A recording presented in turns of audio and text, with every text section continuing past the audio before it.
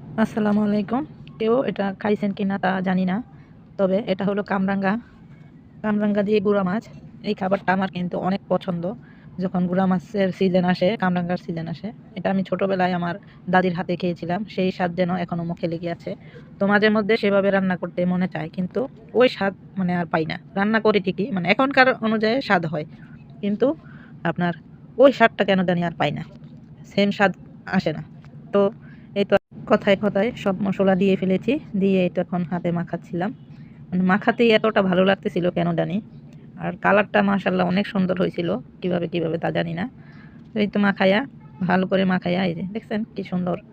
তো মাখায় আমি এর ভিতরে গুঁড়া মাছ দিয়ে দিব, দিয়ে তারপরে আর কি লাস্টে আপনাদের দেখাবো যে রান্নাটা কেমন হয়েছে।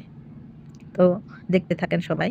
আমার ভিডিওটা যদি আপনাদের ভালো লাগে অবশ্যই লাইক কমেন্ট করবেন, কারণ আপনারা যদি আমাকে কমেন্ট করেন তাহলে আসলে ভিডিও করতে ভালো লাগে, বানাতে ভালো লাগে।